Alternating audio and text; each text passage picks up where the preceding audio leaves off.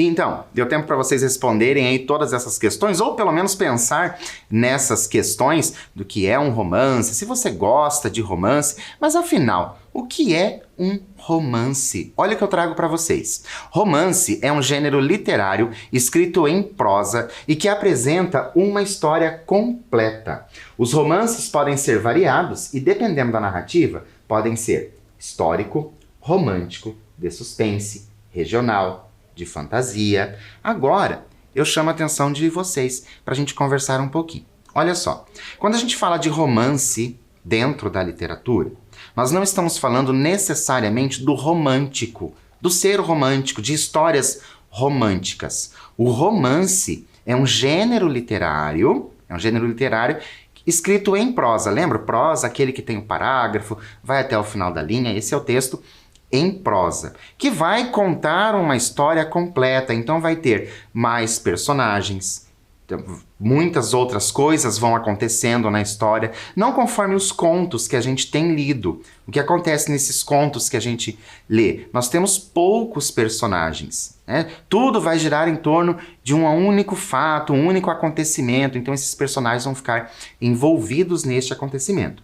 Diferente do que acontece no romance. O romance nós vamos ter mais personagens, mais locais onde vão acontecer as histórias. Então a história é um pouquinho mais densa, ela é um pouquinho mais longa também essa história. E esses romances todos, eles podem ser românticos. Claro que pode ser romântico. Mas pode ser também de fantasia, pode ser um romance de suspense, pode ser um romance de fantasia, de fantástico. Então, nós temos muitos tipos de romances, certo? Então, vamos pensar assim. Romance, quando a gente falar de literatura, nós não estamos falando necessariamente do romântico, ok? Então, sabendo disso, convido vocês para nós conhecermos o nosso autor de hoje. Nosso autor de hoje, um autor bem importante para o Brasil. Ele é o Graciliano Ramos. Nasceu no ano de 1892 e faleceu em 1953. Então, vamos lá. Graciliano Ramos, desse ano de 1892 até 1953, é um romancista brasileiro do século XX, natural do estado de Alagoas. Nos seus 60 anos de vida, deixou para os brasileiros muitas obras de destaque. São Bernardo, Angústia, Memórias do Cárcere, e uma literatura infanto-juvenil, A Terra dos Meninos Pelados. A obra Vidas Secas, olha só, essa obra, Vidas Secas, também escrito pelo nosso autor Graciliano Ramos. Vocês viram que ele tem vários textos, mas vamos trabalhar com essa obra Vidas Secas.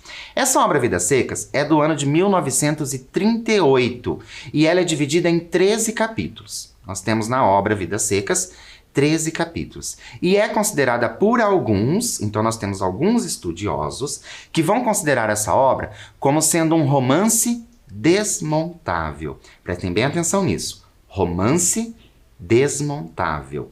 Nós já sabemos o que é um romance. O romance é aquele gênero literário, não precisa necessariamente ser romântico, pode ser fantasia, fantástico, suspense, policial e muitos outros, certo? Então, esta obra específica, Vidas Secas, é considerada por alguns como um romance desmontável. E agora eu te convido para a gente pensar um pouquinho. Olha só, o que você entende por romance desmontável? O romance você já sabe o que é, mas e um romance desmontável? Vou dar um tempinho para você e eu já volto.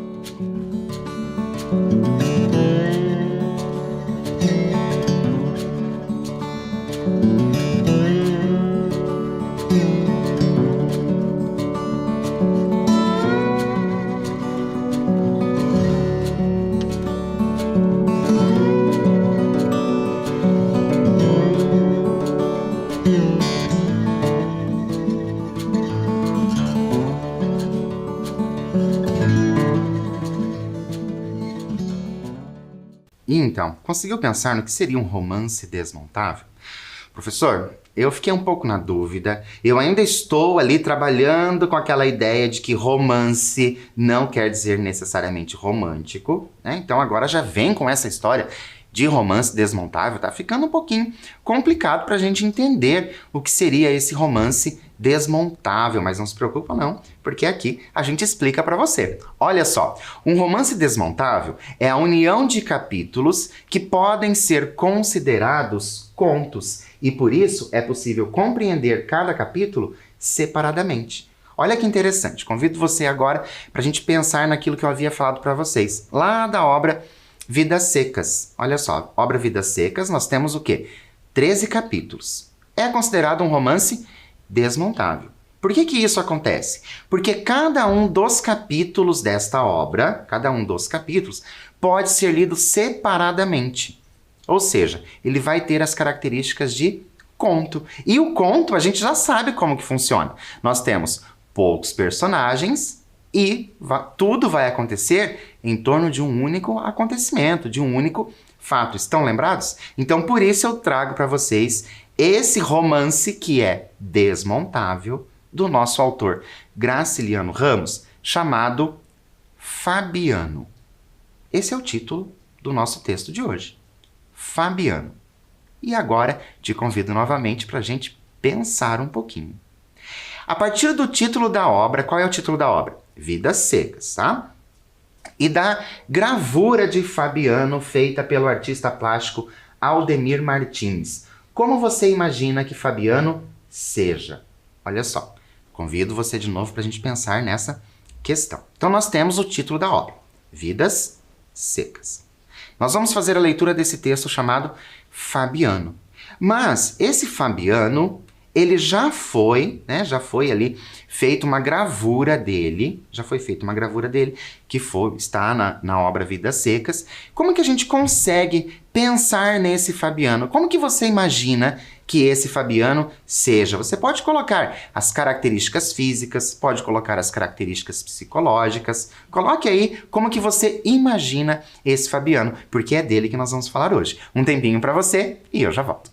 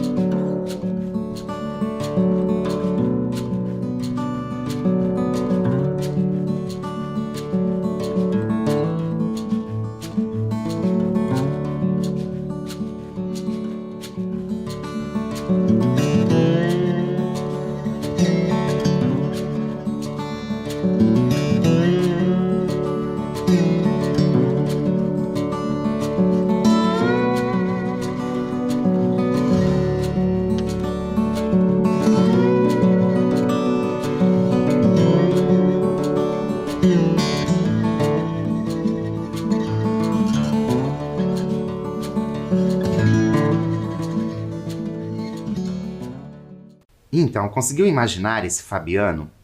Como será que esse Fabiano é? Como que você imagina? Percebam ali na gravura como que ele está. Parece que ele está caminhando, né? Será que ele está indo para algum lugar? Que lugar seria esse? Que esse nosso personagem Fabiano está indo. Então, por isso, eu te convido para nós começarmos a leitura do texto Fabiano, de Graciliano Ramos. Vamos lá? Fabiano curou no rasto a bicheira da novilha raposa.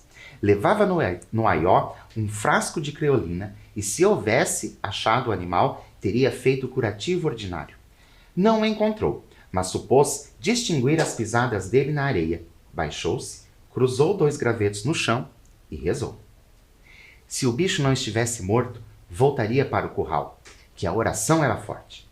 Cumprida a obrigação, Fabiano levantou-se com a consciência tranquila e marchou para casa. Chegou-se à beira do rio. A areia fofa cansava-o, mas ali, na lama seca, as alpercatas dele faziam chap, chap. Os badalos dos chocalhos que lhe pesavam no ombro, pendurados em correias, batiam surdos. A cabeça inclinada, o espinhaço curvo, agitava os braços para a direita e para a esquerda. Esses movimentos eram inúteis, mas o vaqueiro, o pai do vaqueiro, o avô e outros antepassados mais antigos haviam se acostumado a percorrer veredas, afastando o mato com as mãos, e os filhos já começavam a reproduzir o gesto hereditário. Lida a nossa introdução do texto Fabiano, agora eu convido você para a gente conversar um pouquinho dessa parte que nós lemos. Perceberam que algumas palavras ali, elas são um pouco mais diferentes, parece que elas estão um pouco mais distantes de nós. Por quê? Porque nós estamos falando de um texto que tem característica regional. Então, esse texto vai trazer a linguagem regional, lá da região de Alagoas. Lembram que o nosso autor de hoje é de Alagoas? Então, é interessante a gente lembrar disso, que esse texto vai trazer essa linguagem mais regionalista. Mas eu tenho já uma pergunta para vocês sobre essa introdução, que é bem interessante para nós refletirmos a respeito do nosso personagem. Olha só. E os filhos já começavam a reproduzir o gesto hereditário. É isso que diz no final do nosso texto. Como podemos compreender essa passagem? Como assim, professor? Não entendi direito. Olha só. Começavam a reproduzir o gesto hereditário. Como que a gente consegue entender o que isso quer dizer? O que isso poderia dizer? Vou dar um tempinho para você e eu já volto.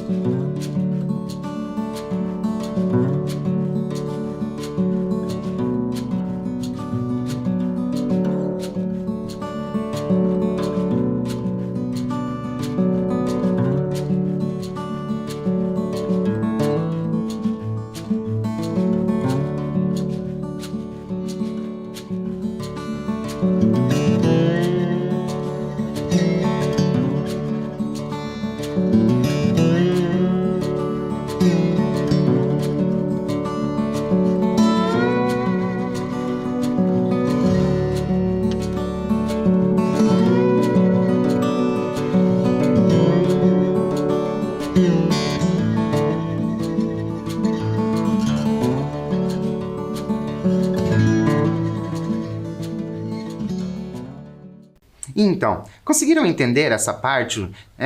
Reproduzir o gesto hereditário. Porque o que nós tivemos no nosso texto? Nós tivemos que aquilo já tinha acontecido com o bisavô, com o avô, com o pai, né? E as crianças começam a repetir esse gesto. Então, a gente tem essa ideia de herança, que um vai passando tudo isso para o outro. Será que é isso mesmo que acontece? Vamos continuar? Olha só. Chap, chap. Os 3 pares de alpargatas batiam na lama rachada, seca e branca por cima, preta e mole por baixo. A lama da beira do rio, calcada pelas alpercatas, balançava. A cachorra-baleia corria na frente, o focinho arregaçado, procurando na caatinga a novilha raposa. Fabiano ia satisfeito. Sim, senhor, arrumara-se. Chegara naquele estado, com a família morrendo de fome, comendo raízes. Caíra no fim do pátio, debaixo de um juazeiro. Depois, tomara conta da casa deserta. Ele, a mulher e os filhos tinham se habituado à camarinha escura. Pareciam ratos. E a lembrança dos sofrimentos passados esmorecera. Pisou com firmeza no chão gretado. Puxou a faca de ponta. Esgaravatou as unhas sujas. Tirou do aió um pedaço de fumo. Picou. Fez um cigarro com palha de milho. Acendeu a albinga. Pôs-se a fumar, regalado. Fabiano, você é um homem, exclamou em voz alta. Chamo novamente a atenção de vocês, nesse momento, para essa passagem, né? Principalmente quando ele diz, Fabiano, você é um homem. Né? E ele está exclamando em voz alta. Durante a leitura do texto que nós vamos fazer, gostaria que vocês percebessem a quantidade de vezes em que vai aparecendo animais, né? Como se referem muito a animais. Claro que quando nós chegarmos no final do texto, você vai conseguir perceber do porquê isso aconteceu. Mas gostaria que você já fosse percebendo durante a leitura como que isso vai sendo apresentado. E sobre essa expressão, né, que do nosso Fabiano, que ele diz com tanta força, você é um homem, eu já tenho uma pergunta para você. Olha só, o que a afirmação você é um homem pode revelar a respeito de Fabiano? Vou dar um tempinho para você e eu já volto.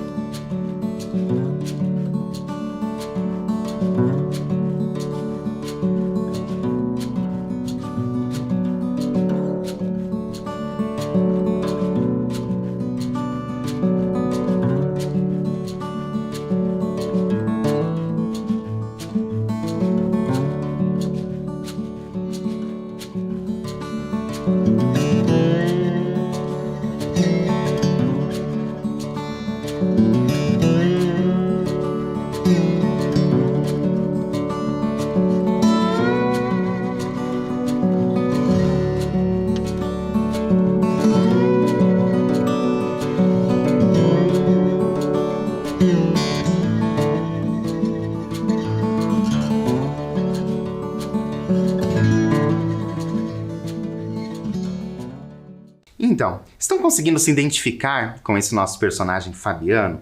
Conseguem perceber como nós temos nesse personagem ali, né, uma certa tristeza? Parece que ele está um pouco triste, que ele carrega essa tristeza. Lembram que a gente já leu que ele estava lá com o corpo encurvado? Então tudo isso vai influenciando na nossa leitura. E ele chegar ao ponto de dizer você é um homem? O que será que está acontecendo? Será que ele foi desafiado por alguma coisa? Será que ele foi humilhado de alguma forma? Né? Porque essa afirmação dele é algo que nos faz pensar sobre ser um homem. Com que será que ele está se comparando? Nós vamos continuar a leitura, que possivelmente a gente vai descobrir. Olha só. Conteve-se. Notou que os meninos estavam perto. Com certeza iam admirar-se ouvindo-o falar só. E pensando bem, ele não era homem. Era apenas um cabra ocupado em guardar coisas dos outros. Vermelho, queimado, tinha os olhos azuis, a barba e os cabelos ruivos, mas como vivia em terra alheia, cuidava de animais alheios. Descobrira-se, encolhia-se na presença dos brancos e julga-se cabra. Olhou em torno com receio de que, fora os meninos, alguém tivesse percebido a frase imprudente. Corrigiu-a, murmurando. Você é um bicho, Fabiano. Isto para ele era motivo de orgulho. Sim, senhor, um bicho capaz de vencer dificuldades. Chegara naquela situação medonha e ali estava, forte, até gordo, fumando seu cigarro de palha. Um bicho, Fabiano. E agora, conforme eu já havia dito para vocês, olha só que interessante. Vai aparecendo muito essa questão, né, dos animais, um bicho. Anteriormente, ele havia dito que era um homem, mas agora ele já diz que é um bicho. E a gente vai relembrar um pouquinho tudo isso para a gente pensar nessa história e cada vez mais nós nos aprofundarmos nessa leitura para que a gente possa ser esse Fabiano, nem que seja por esse momento tão curto. Olha só. Fabiano afirmara antes que é um homem. Agora, ele afirma ser um bicho. O que essa mudança de pensamento pode significar? Pensem bem sobre isso e eu já volto.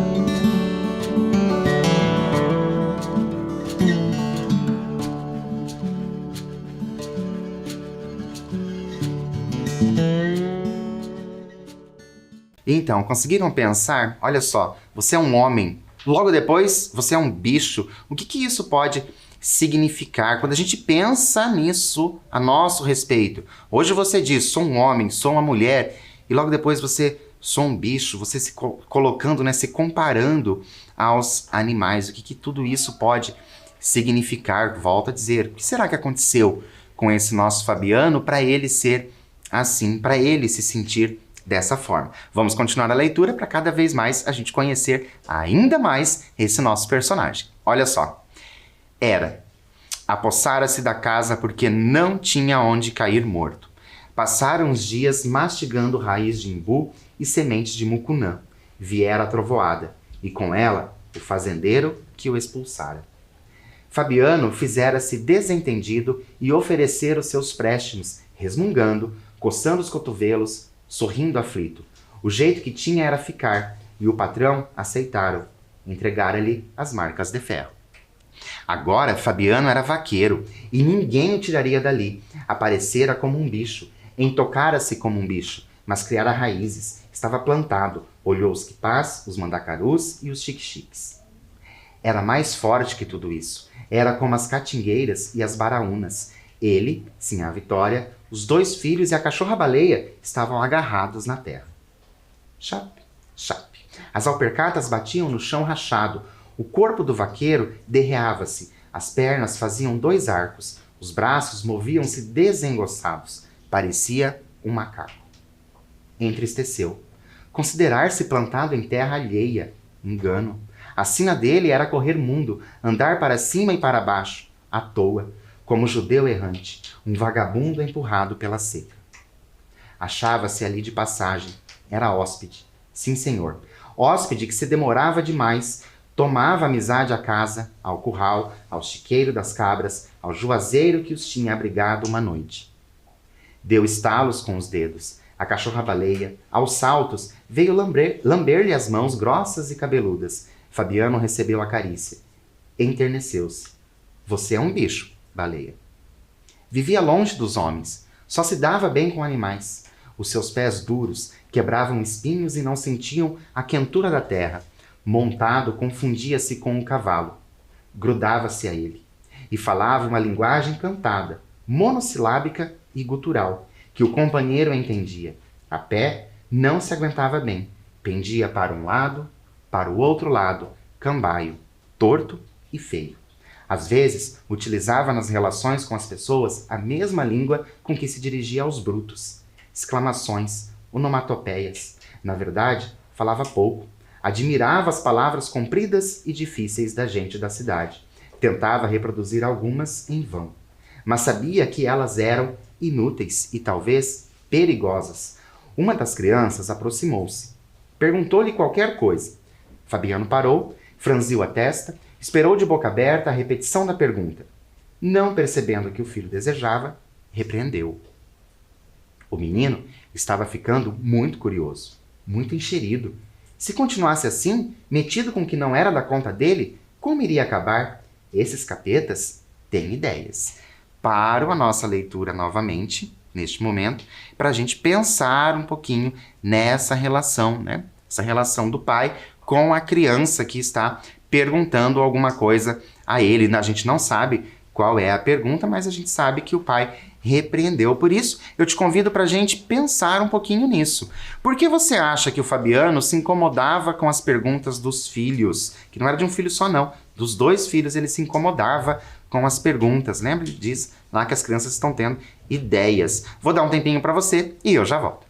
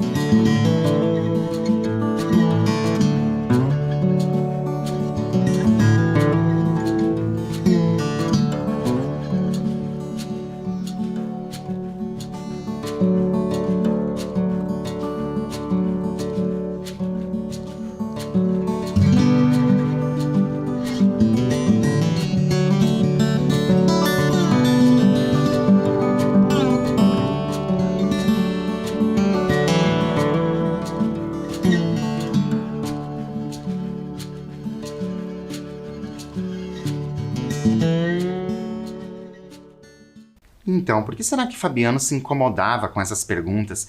Será que ele não sabia a resposta e tinha vergonha de dizer para o filho que não sabe? Será que isso já aconteceu com você, de alguém te perguntar alguma coisa? Um filho ou uma criança menor, né? Um parente, alguma coisa assim, um conhecido te perguntar, a criança ainda, e você não sabia a resposta? Qual foi a sua atitude? Você simplesmente ignorou, disse que não sabia? É interessante a gente refletir a esse respeito, porque agora que a gente está sendo, né, vivendo esse Fabiano, é interessante que a gente pense até nas nossas atitudes. Mas vamos continuar a leitura. Olha só. Não completou o pensamento, mas achou que aquilo estava errado. Tentou recordar o seu tempo de infância. Viu-se miúdo, enfesado, a camisinha encardida e rota, acompanhando o pai no serviço do campo, interrogando-o debalde. Chamou os filhos, falou de coisas imediatas, procurou interessá-los. Bateu palmas. Ecô, ecô. A cachorra-baleia saiu correndo entre os alastrados equipás, farejando a novilha raposa. Depois de alguns minutos, voltou desanimada, triste, o rabo murcho. Fabiano consolou-a, afagou-a. Queria apenas dar o ensinamento aos meninos. Era bom eles saberem que deviam proceder assim. Alargou o passo, deixou a lama seca da beira do rio, chegou à ladeira que levava ao pátio. Ia inquieto, uma sombra no olho azulado. Era como se na sua vida houvesse aparecido um buraco. Necessitava falar com a mulher, afastar aquela perturbação, encher os cestos, dar pedaços de mandacaru ao gado. Felizmente, a novilha estava curada com a reza. Se morresse, não seria por culpa dele. Ecô, ecô. Baleia voou de novo entre as macambiras, inutilmente. As crianças divertiram-se, animaram-se, e o espírito de Fabiano se destoldou. Aquilo é que estava certo. Baleia não podia achar a novilha num banco de macambira, mas era conveniente que os meninos se acostumassem ao exercício fácil, bater palmas, expandir-se em gritaria, seguindo os movimentos do animal. A cachorra tornou a voltar, a língua pendurada, arquejando. Fabiano tomou a frente do grupo, satisfeito com a lição, pensando na égua que ia montar, uma égua que não fora ferrada nem levara sela. Haveria na caatinga um barulho medonho. agora queria entender-se com sinhá Vitória a respeito da educação dos pequenos. Certamente, ela não era culpada. Entregue aos arranjos da casa, regando os craveiros e as panelas de losna, descendo ao bebedouro com o pote vazio e regressando com o pote cheio. Deixava os filhos soltos no barreiro, enlameados como porcos, e eles estavam perguntadores, insuportáveis. Fabiano dava-se bem com a ignorância. Tinha o direito de saber? Tinha? Não tinha. Está aí. Se aprendesse qualquer coisa, necessitaria aprender mais e nunca ficaria satisfeito. Paro novamente a nossa leitura para nós refletirmos nesse trecho que nós acabamos de fazer a leitura. Olha só, você concorda que quando aprendemos algo, necessitamos aprender mais e mais? Concorda com o que o Fabiano diz? Que se aprender alguma coisa, vai querer sempre aprender mais e isso não vai ter fim? Vou dar um tempinho para você pensar e eu já volto.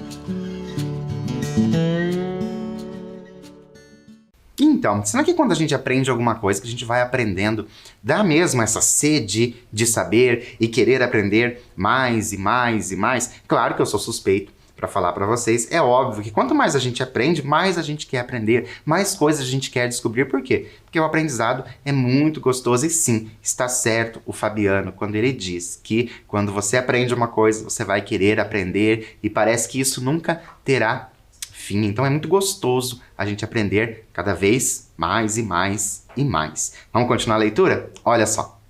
Lembrou-se de seu Tomás da Bolandeira. Dos homens do sertão, o mais arrasado era seu Tomás da Bolandeira. Por quê? Só se era porque lia demais. Ele, Fabiano, muitas vezes dissera: Seu Tomás, vossa-missê não regula. Pra que tanto papel? Quando a desgraça chegar, seu Tomás se estrepa, igualzinho aos outros. Certamente, aquela sabedoria inspirava respeito. Quando seu Tomás da Bolandeira passava, amarelo, sisudo, corcunda, montado num cavalo cego, pé aqui, pé acolá, Fabiano e outros semelhantes descobriam-se.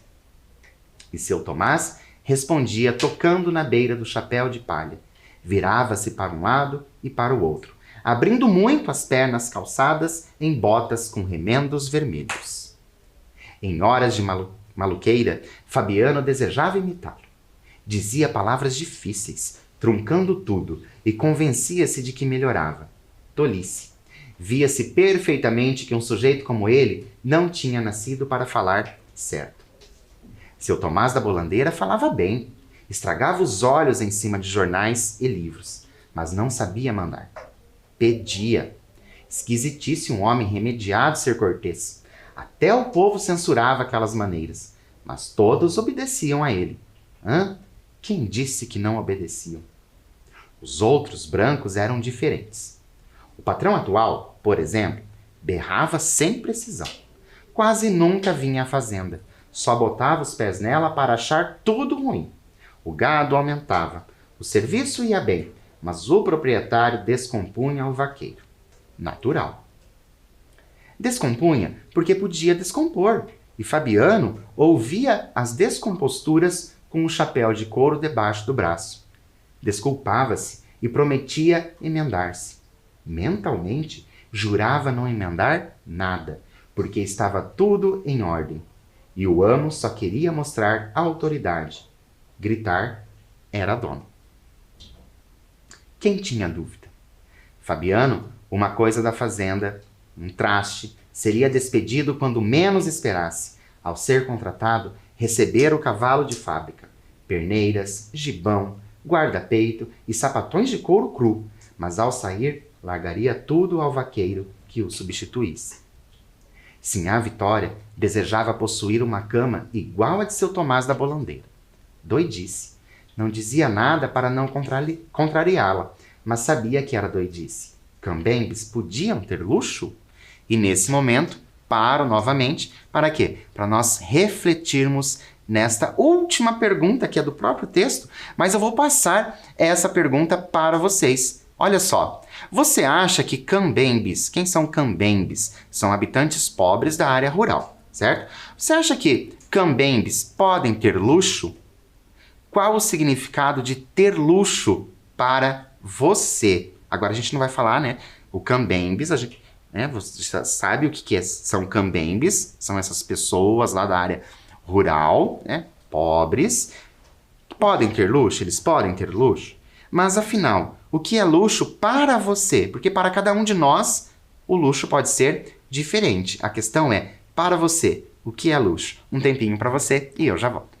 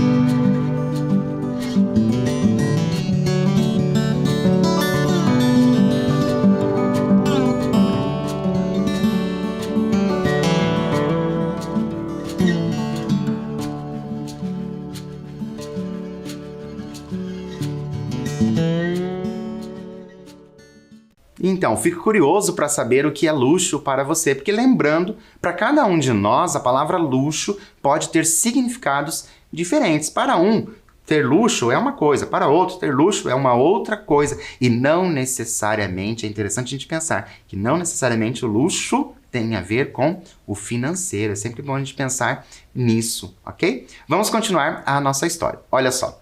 E estavam ali de passagem. Qualquer dia o patrão os botaria fora e eles ganhariam um mundo, sem rumo, nem teriam meio de conduzir os cacarecos. Viviam de trouxa arrumada, dormiriam bem debaixo de um pau. Olhou a caatinga amarela, que o poente avermelhava. Se a seca chegasse, não ficaria planta verde. Arrepiou-se. Chegaria, naturalmente. Sempre tinha sido assim, desde que ele se entendera. E antes de se entender, antes de nascer, sucedera o mesmo, anos bons misturados com anos ruins. A desgraça estava em caminho, talvez andasse perto, nem valia a pena trabalhar. Ele marchando para casa, trepando a ladeira, espalhando seixos com as alpercatas. Ela se avizinhando a galope, com vontade de matá-lo. Virou o rosto para fugir à curiosidade dos filhos. Benzeu-se. Não queria morrer. Ainda tencionava correr mundo, ver terras, conhecer gente importante, como seu Tomás da Bolandeira. Era uma sorte ruim, mas Fabiano desejava brigar com ela, sentir-se com força para brigar com ela e vencê-la. Não queria morrer. Estava escondido no mato como tatu, duro, lerdo, como tatu. Mas um dia sairia da toca, andaria com a cabeça levantada. Seria homem. Um homem, Fabiano. Coçou o queixo cabeludo. Parou, reacendeu o cigarro. Não. provavelmente não seria homem. Seria aquilo mesmo a vida inteira, cabra, governado pelos brancos, quase uma res na fazenda alheia. Mas depois, Fabiano tinha certeza de que não se acabaria tão cedo. Passara dias sem comer, apertando o cinturão, encolhendo o estômago. Viveria muitos anos, viveria um século, mas se morresse de fome ou nas pontas de um touro, deixaria filhos robustos, que gerariam outros filhos. Tudo seco em redor. E o patrão era seco também, arrelhado, exigente e ladrão, espinhoso como um pé de mandacaru. Indispensável os meninos entrarem no bom caminho, saberem cortar mandacaru para o gado, consertar cercas, amansar bravos. Precisavam ser duros, virar tatus. Se não calejassem, teria o fim de seu Tomás da Bolandeira. Coitado, para que ele servira tanto livro, tanto jornal? Morrera por causa do estômago doente e das pernas fracas. Um dia, sim, quando as secas desaparecessem e tudo andasse direito, seria que as secas iriam desaparecer e tudo dar certo? Não sabia. Seu Tomás da Bolandeira é que devia ter lido isso. Livres daquele perigo, os meninos poderiam falar, perguntar, encher-se de caprichos. Agora tinham obrigação de comportar-se como gente da laia deles. Alcançou o pátio, enxergou a casa baixa e escura de telhas pretas. Deixou atrás os juazeiros, as pedras onde se jogavam cobras mortas, o carro de bois. As alpercatas dos pequenos batiam no chão branco e liso. A cachorra-baleia trotava arquejando, a boca aberta. Aquela hora, sinhá Vitória devia estar na cozinha, acocorada, junto à trempe, a saia de ramagens entalada entre as coxas, preparando a janta. Fabiano sentiu vontade de comer. Depois da comida, falaria com sinhá Vitória a respeito da educação dos meninos. E assim a gente termina o nosso conto-capítulo. Por que conto-capítulo, professor? Porque, lembra, faz parte, esse conto, Fabiano, é um dos capítulos, faz parte daquela obra Vidas Secas, que nós falamos lá no início. Quero chamar a atenção de vocês para esse capítulo conto, né? Desse capítulo conto Fabiano. Por quê? Porque ele vai trazer para nós uma realidade que às vezes está longe da gente, certo? Que realidade é essa? Aquela realidade do pessoal do sertão que fica lá passando necessidades por conta da seca. E o Fabiano é uma dessas pessoas. E por ele ser uma dessas pessoas, eu convido você para a gente pensar juntos a respeito de algo. Olha só. Será que existem muitos Fabianos espalhados pelo Brasil? Olha só, para a gente pensar. Pensem comigo. Olha só. Olhando aqui para mim, o que vocês acham quando a gente pensa nisso? Será que existem muitos Fabianos espalhados pelo Brasil? Será que tem muita gente vivendo as mesmas coisas que o nosso personagem Fabiano vive, né? Ou viveu? Será que você conhece alguém que passou por isso? Ou será que você foi uma dessas pessoas? E então, gostaram desse conto Fabiano, desse conto capítulo? Volto a dizer isso para vocês. Lá no início, eu havia perguntado para vocês como que você imaginava o Fabiano. Será que você imaginou esse Fabiano sofredor? Né? Desse jeito sofredor, se comparando ali com bichos, né? Vários bichos. Ele se compara, vai aparecendo tudo isso. Mas ele se diz que ele é homem. Mas será que ele se sente homem mesmo? Porque ele está mais preocupado em ficar se comparando. Claro que, infelizmente, a nossa aula de hoje acabou. Nós poderíamos ficar aqui horas falando sobre Fabiano. Mas deixo para vocês o meu abraço e te encontro na nossa próxima aula. Até lá!